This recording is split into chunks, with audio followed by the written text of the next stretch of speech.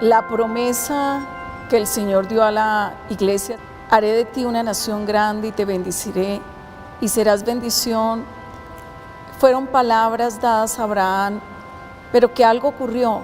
Es como si fuéramos trasladados en el tiempo y sintiéramos que esa promesa era para nosotros. Retumbaban esas palabras en el corazón y cada día se ensanchaba más. Y era como que los límites en nuestro intelecto, en nuestras emociones culturales, también las limitaciones que teníamos financieras, aún no teníamos la capacidad para liderar las multitudes. En los años 80, cuando inició la misión carismática, era una adolescente, estaba en octavo de bachillerato. Un familiar que nos habló de Jesús nos llevó un día miércoles a una reunión de una iglesia donde el predicador invitado era el pastor César Castellanos.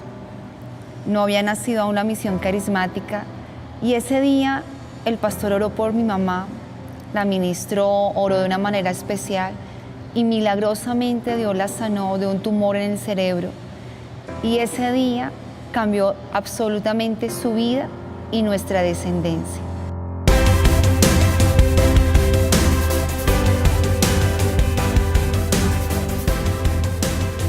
En los primeros años de la década de los 80, el país estaba sumergido en el terror. Atentados sacudían la capital. El edificio del DAS fue atacado con una bomba poderosa y un avión de Avianca explotó en el aire pocos minutos después de despegar.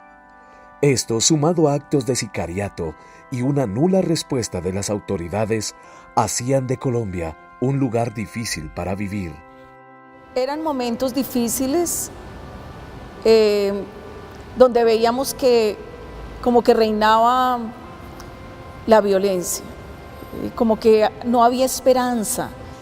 Colombia para esa época era un país donde había demasiada influencia de los grupos al margen de la ley. La época famosa de la toma del Palacio de Justicia. Porque fue el año del narcotráfico, fue el atentado contra el edificio del DAS, contra centros comerciales. Fue una ola de terror muy fuerte. Era una lucha entre el bien y el mal. Había una sensación muy fuerte de narcotráfico que con el paso del tiempo fue haciendo mella bastante en la historia de nuestro país. Entró también dentro de la política y por supuesto la justicia, y ahí fue cuando empezaron a haber atentados a ministros, a candidatos presidenciales, y donde la figura central era Pablo Escobar, y eso realmente fue una marca de dolor, de tristeza, de pobreza, y como que ahí venían más cadenas que oprimían al pueblo colombiano.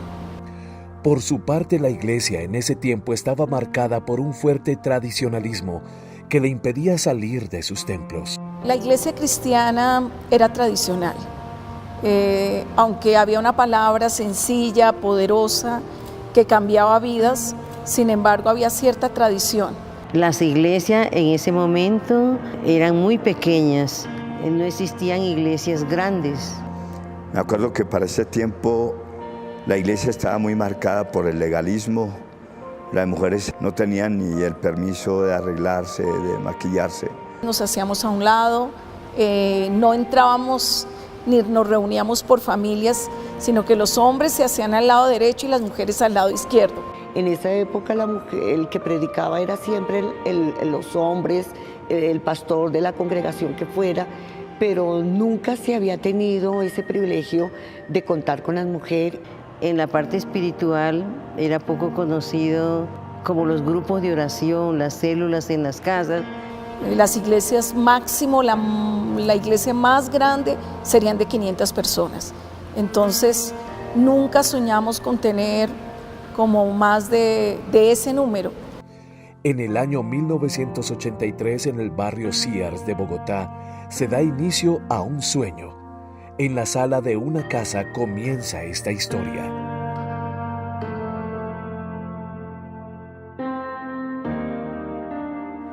pastor César inició en su casa, la célula, mi madre empezó allí. Y yo, siendo una niña, estaba detrás de ella acompañándola. Los domingos inicialmente comenzó la reunión. Nosotros cuando llegamos al barrio Cías, cuando la iglesia recién empezó. Yo llegué, era simplemente una célula en el barrio Cías, donde vivían los pastores. Éramos pocos, yo creo que unas 10, 12 personas, éramos pocos cuando comenzamos. El lugar donde, o la zona Kids en esa época, era la cama de Johanna. Comenzamos muy poquitos y él colocó en las paredes un letrero de 200 personas que le diera el Señor para esa casa. Nos pone a orar por las 200 primeras personas. Comenzamos a orar. Escribimos el número 200 en el baño, en la casa. Soñábamos con esas 200 personas, le dábamos la bienvenida sin existir las personas, orábamos por la silla y se fueron dando las cosas. Y en menos del tiempo de la meta que puso el pastor Castellano, llegaron más de las 200 personas. El ver cómo la gente empezó a llegar y ver que ya el lugar se hizo pequeño. Realmente ya no cabíamos en ese lugar, ya pasamos de la sala al patio, del patio al garaje y ya no era suficiente. Y después vinimos ya aquí a la 31. La tomó y empezamos todos a venir a pintar, a lavar, a arreglar, a acomodarla. Hicimos una velada y así la inauguramos, la sede de aquí en la 31. Tenía aproximadamente unos 500 miembros.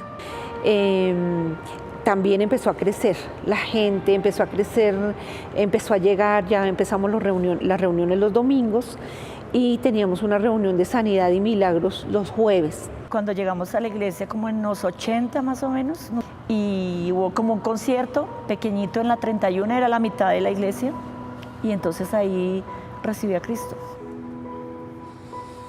En el año 87 llegué a la iglesia con mi papá en una silla de ruedas. Yo soy la hija mayor, ya me habían dicho que mi papá se iba a morir.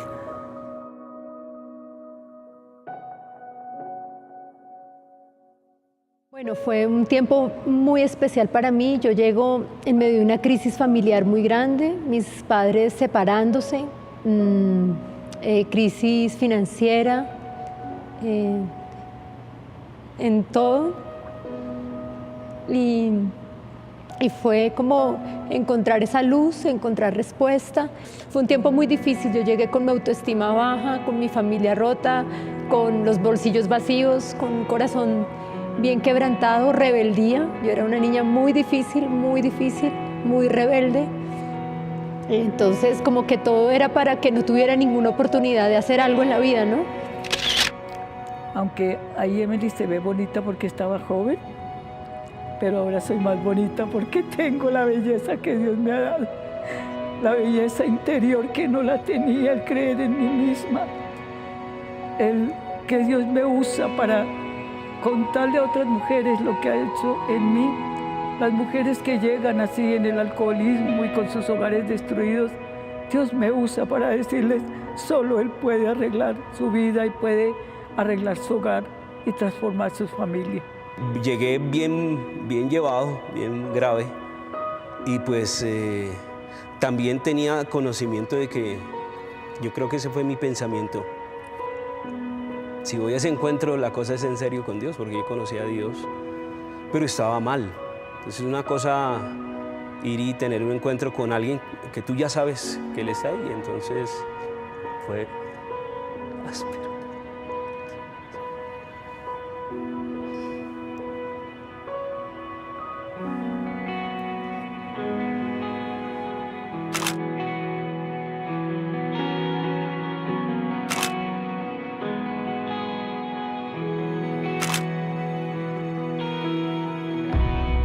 Cuando llegamos a la iglesia éramos una familia con muchísimos problemas. Mi hermano menor estaba recién nacido, mi hermano Julián había sido diagnosticado de... un soplo al corazón, artritis juvenil, los médicos habían dicho que muy posiblemente iba a estar en una silla de ruedas a la edad de 15 años. Llegué como consecuencia de una enfermedad que tuve, una enfermedad de la cual fui desahuciado. Y nos habían hablado de Jesús y de ir a una iglesia cristiana donde hacían milagros. Nos vinimos como familia ese domingo a las 4 de la tarde, donde hoy es el Teatro G2 en la 31. Me acuerdo que llegamos, había fila para entrar. Fue tremendo porque a los 6 meses mi papá estaba completamente sano. El día que llegamos a la iglesia, un jueves en la noche, el pastor César dijo: voy a invitar a los que están enfermos que vengan acá adelante. Y ese día Dios sanó a mi hermano Julián, en ese momento, en esa oración. Y como que en ese día comenzó algo nuevo en nuestra familia. Allí se hacían unas filas que llegaban hasta la 30. Ya después abrimos como 3 reuniones en el día domingo porque era mucha la gente que venía, nos tocó ampliarla. Pero hubo un tiempo en que él era el hombre, predicaba, daba la consejería, recogía la ofrenda. El pastor era el que hacía todo prácticamente, no había liderazgo todavía.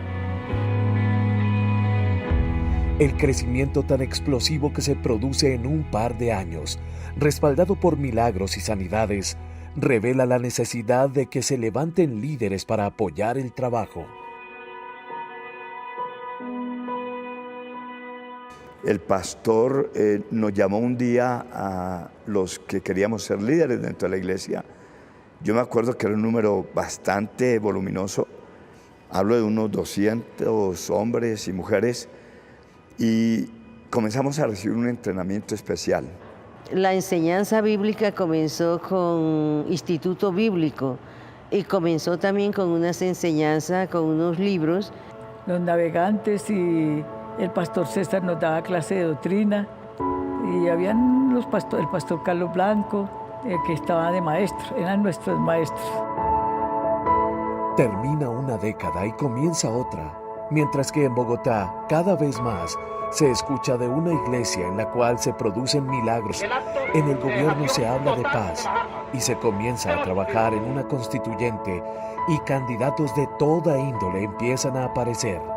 Entrar en política se hace una necesidad.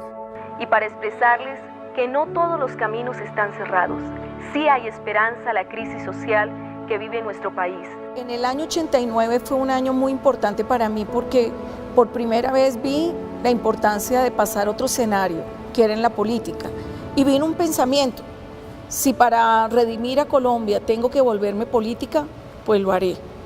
Y fue una determinación, y tenía a mi mentor, que era mi padre, el doctor Luis Alfonso Rodríguez.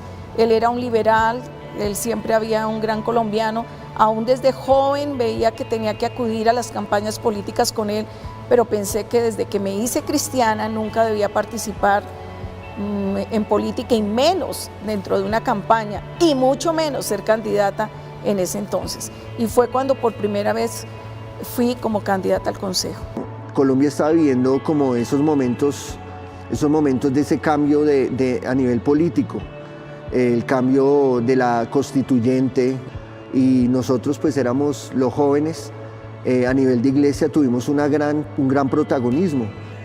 Pero la constituyente, aunque era una amenaza para esta nación, en realidad se convirtió en una bendición para esta nación. Porque ahí estaba la pastora, me acuerdo con otros pastores, que comenzaron a defender la posición de la iglesia, los derechos de la iglesia, y finalmente alcanzamos la igualdad con la iglesia popular. Se defendió el nombre de Dios en la Constitución. Empezamos con la primera campaña, que fue el Consejo. Eran de esas papeleticas que se doblaban y estaban los votos, bueno, pegar afiches, bueno, fue un sinnúmero de cosas, pero pienso que desde el 89 comenzó la tarea. Yo vi en la pastora Claudia como ese deseo de servir a la nación.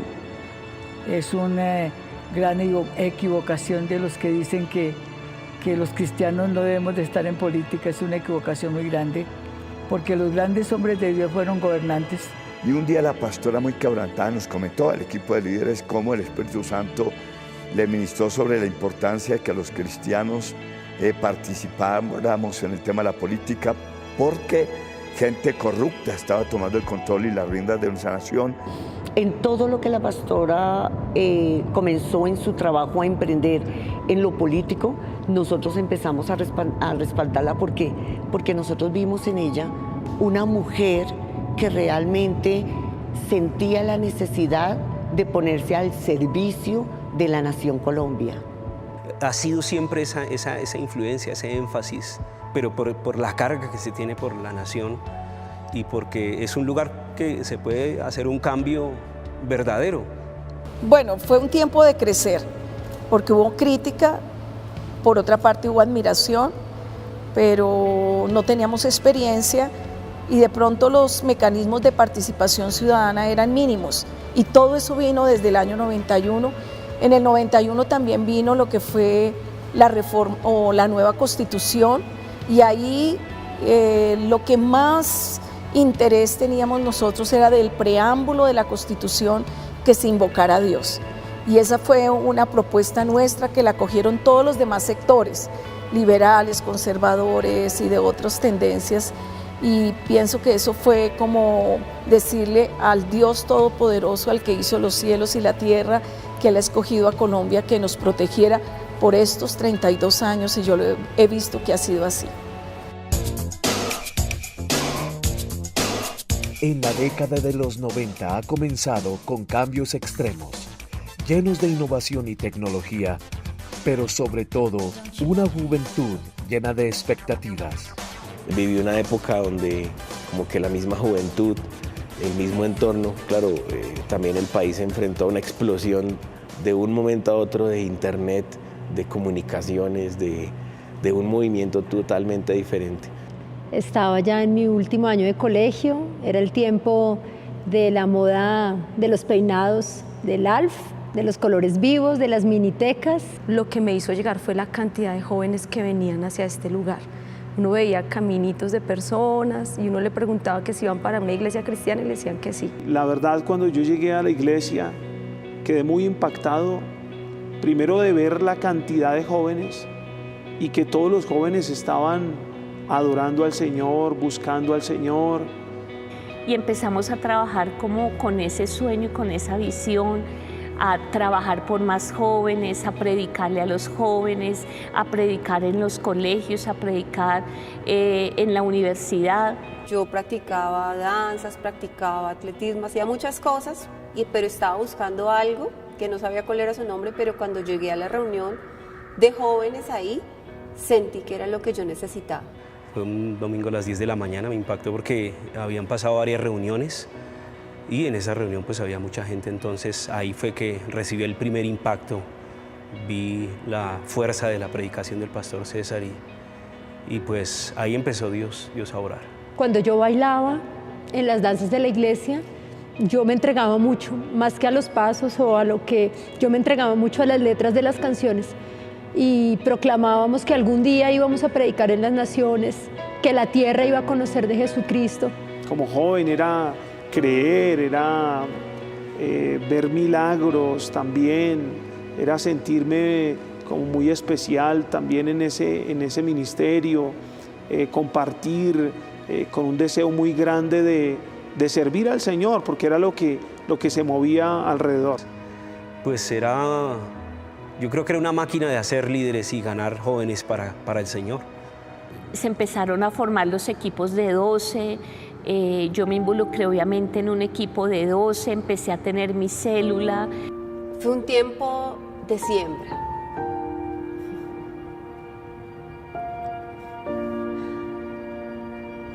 Pienso que lo que soy hoy es por lo que sembré ahí, porque lo sembré de todo corazón, aunque tocaba dar un extra muy fuerte, lo dimos y pienso que lo que soy hoy, mi familia, mi esposo, es por lo que sembré ahí. Yo me subí en este sueño de servirle a Dios con todo mi corazón. Yo me determiné ser pastora y dije, lo voy a hacer, y renuncié a muchas cosas, no porque un hombre me lo dijera, sino porque Dios me lo dijo que lo hiciera. Encontrar en la iglesia sueños que podía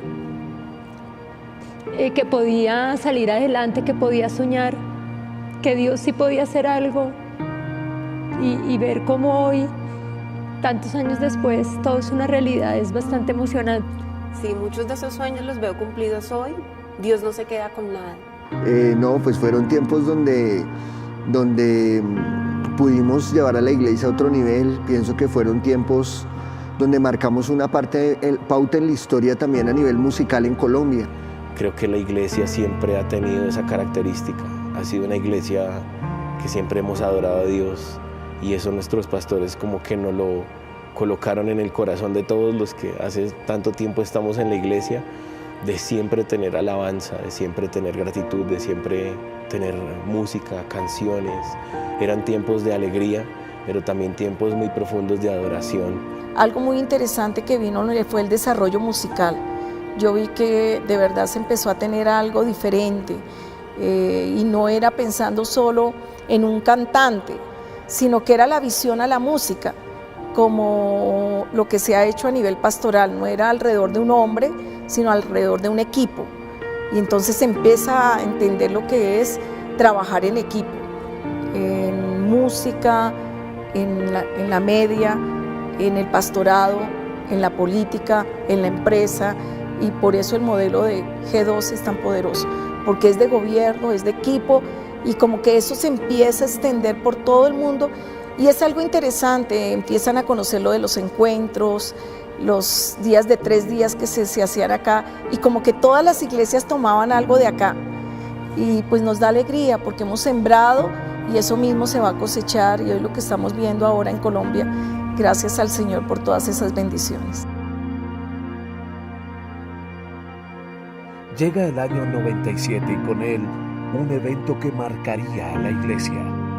Para ese tiempo hay un seminario que se llama Invasión Profética, ¿sí? Es algo muy especial, y es cuando la profeta Cindy Jacob le da la palabra a la pastora. Le dice que el Señor le da fe, pero lógico que no nos imaginábamos todo lo que iba a venir después. Atentaron contra nuestros pastores, o sea, eso fue algo que uno llegábamos a la casa y no sabía uno qué hablar, y orar y ver lo que se despertó en el mundo con los ojos puestos en Colombia por causa de nuestros pastores, el mover la iglesia a la intercesión, a la guerra espiritual, pues fue algo impresionante. Nosotros lógicamente estuvimos cubriéndolo con la iglesia. Yo estaba pastoreando la iglesia del norte de Bogotá, y estuvimos durante los 10 días ayunando, orando permanentemente, buscándole al Señor para que no se llevara a nuestro querido pastor. Sobre la tarde nos llegó la noticia, y eso fue tremendo, porque eso nos llevó también a un nivel de consagración, a un nivel de buscar a Dios, nos llevó a un nivel de depender de Dios, de clamor, de todo lo que nos había enseñado el pastor, colocarlo por obra. En el 97, cuando César estaba muriendo, yo me acuerdo que yo estaba en el club militar esa noche, y yo decía, ¿cómo en un minuto te cambia la vida? César en cuidados intensivos, sentía que era un día lleno de sol, y de pronto vinieron las tinieblas, y como que la muerte se iba a llevar a mi esposo. Esa noche aprendí a orar, pero no fue una oración en mi lenguaje natural, fue una oración que salía de lo más profundo, era un gemido, era un llanto, era una súplica, era cómo traspasar los cielos, decir cómo esta oración tiene que llegar al Señor y que extienda como su cetro de misericordia, porque Él podía decir sí o podía decir no, y yo decía, Él no se puede morir. En ese momento César tenía solo 44 años, muy joven, y yo tenía 38 años. Y al otro día el atentado, ella está parada enfrentando en los medios todo lo que estaba pasando, y también dándole ánimo a la iglesia. Nos mostró que Dios estaba en el asunto, tenía una paz sobrenatural. Sé que mi esposo va a salir adelante gracias a la solidaridad de todos los colombianos. He sentido el afecto de mis hermanos en la fe, de los medios de comunicación, del gobierno. Ese año también falleció nuestro hijo, Entonces era una y otra, pero entendimos más el llamado, la compasión hacia la gente, hacia las personas, acercarnos más y el rodear más a nuestros pastores, ser atalayas de la iglesia. O sea, de Colombia salimos a Estados Unidos y después del atentado nos radicamos allá y ahí se empezó G12 Editores. Y por primera vez él empieza a escribir esta historia. Recuerdo de manera especial, fue un episodio muy difícil, la época en que los pastores sufrieron el atentado y yo tuve ese honor, y me está conmoviendo, de vivir con ellos esa época donde les pude servir y pude ver a ese hombre fuerte que es el pastor, cómo en medio de una situación tan difícil se fortaleció en el Señor y se levantó para reproducir lo que Dios había hecho aquí en su iglesia local, en las naciones de la tierra. Yo nunca ejercí como una líder, diríamos, como pastor en sí, sino simplemente era la esposa del pastor. Hasta después del atentado, que fue en el año 97, cuando hice la primera reunión de mujeres a finales del año 97, que fue en el Coliseo Cubierto del Campín, un 8 de diciembre, esa fue mi primera enseñanza, mi primera predicación para y ahí inició para todas las mujeres y ahí nació la Red Internacional de Mujeres. Recuerdo la primera reunión que nosotros tuvimos en el Coliseo de mujeres, fue impactante. Cuando nosotros llegamos al Coliseo, era tanta la multitud, pero tanta la multitud de mujeres que no nos dejaban entrar. Eso estaba totalmente. 7.000 mujeres se entregaron en el Coliseo. Nació la Red de Mujeres. Y ahí viene algo tan especial, que es donde la mujer se compromete y sabe que es valorada para hacer cosas grandes dentro de nuestra nación, dentro de su familia, en el barrio donde ella esté ubicada. Llevábamos 2 meses en el Coliseo Cubierto del Campín, viene el atentado y a los 20 días estoy en Houston, en medio de una cancha de golf, allá metida, y yo ¿qué hago acá? Y en el año 97 vinieron esas 2 profecías que fueron, esos profetas era como que se trasladaran en el momento del atentado y luego lo que iba a venir en el futuro. Valoramos tremendamente y cada vez que yo veo a Cindy y también cuando veía a Randy Macmillan, agradezco a su familia y a lo que ellos representan.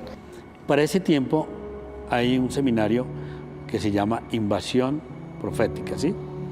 Es algo muy especial y es cuando la profeta Cindy Jacob le da la palabra a la pastora. Y estábamos en esa reunión de domingo, recuerdo mucho que era un domingo como a las 10 de la mañana, pero estaba lleno el lugar, había mucha gente de pie y ese profeta se levantó y comenzó a hablar la palabra profética que el pastor ha compartido muchas veces y la comparte también en sus libros, que Dios iba a bendecir la iglesia, que iba a levantar a la misión carismática. God showed me that as a foundation was laid in Colombia. Azarias gave Esther favor, so politicians and leaders are going to give her favor. Así como el rey le dio favor a Esther, y de igual manera los políticos le van a dar favor a Claudia. La iglesia sigue creciendo. El Coliseo se transforma en la casa de la MCI y un ícono del avivamiento en Colombia.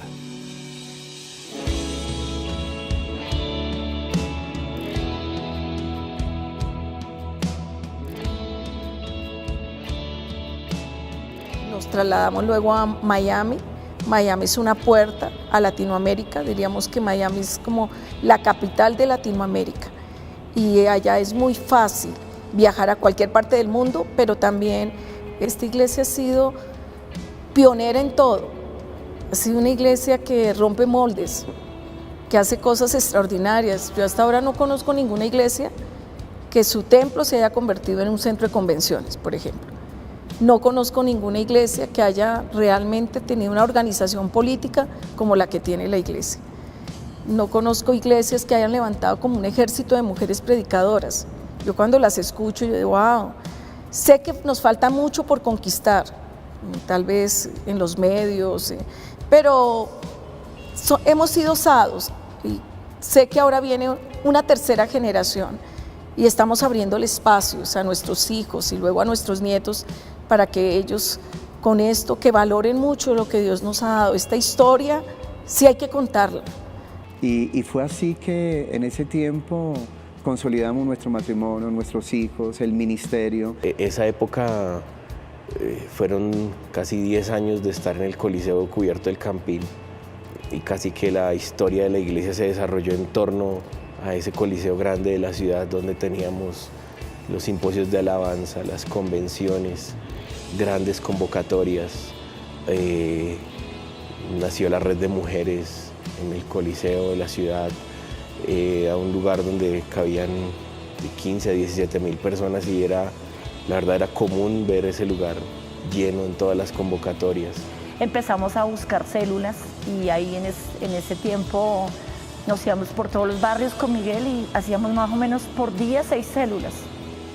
Pero era tanta la fuerza que había y el deseo que había en mi corazón de poder servir a Dios que me tocó hablar con los líderes, pedir una autorización para que me dejaran tener una célula porque yo estaba iniciando primer nivel de escuela y ya tenía 2 células.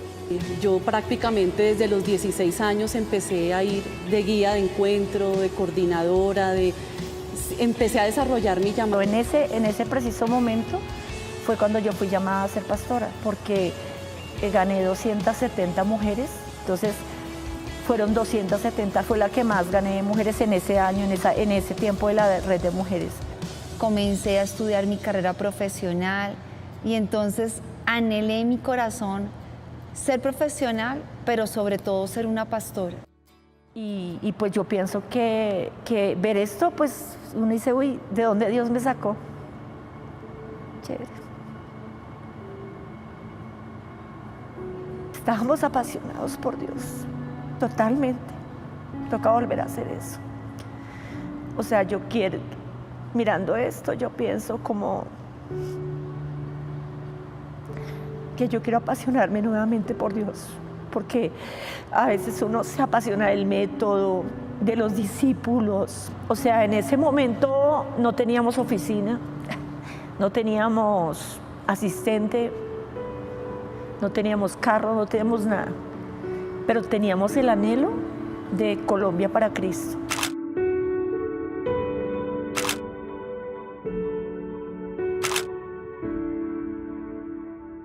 Como iglesia tuvimos un momento muy difícil a nivel de liderazgo, pero pienso que esa prueba afirmó lo que vemos hoy.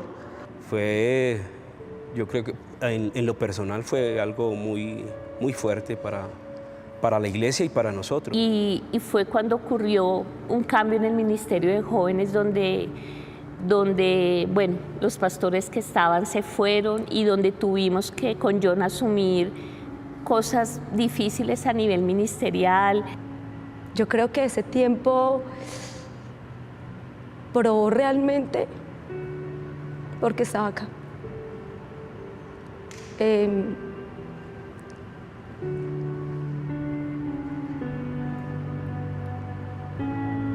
Como que se movió todo, no sabía qué pasaba.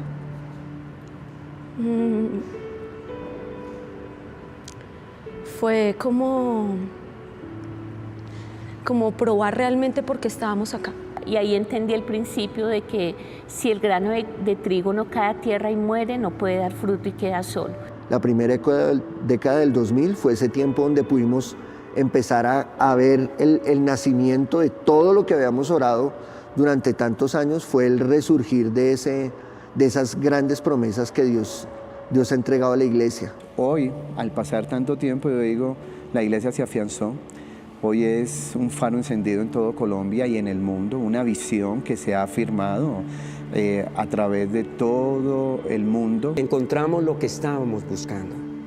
Yo fui un hombre alcohólico por 27 años, mentiroso, con una vida doble, pero en esos encuentros, en esas células, en esas ministraciones, pudimos conocer el principio y el propósito de Dios para mi vida como Jesús Villarraga, como esposo, como padre y aún como empresario.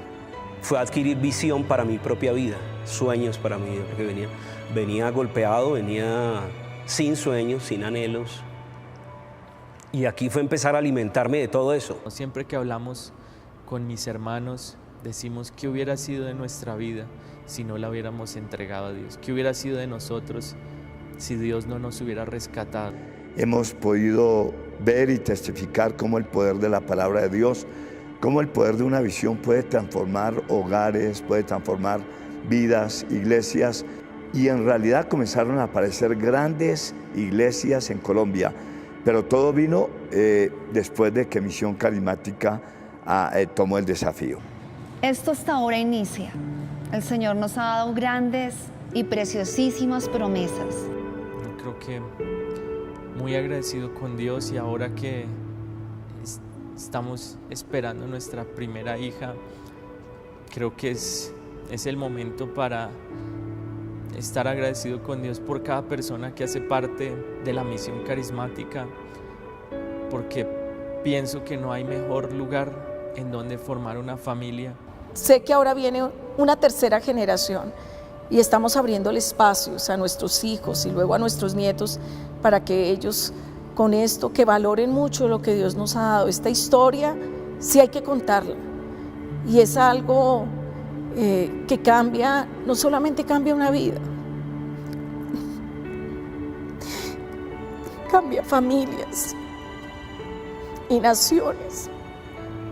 Por eso es una unción poderosa, que si tú la tomas, no solamente tu vida cambiará, sino tu familia y tu nación. Por eso sí hay que contar esta historia.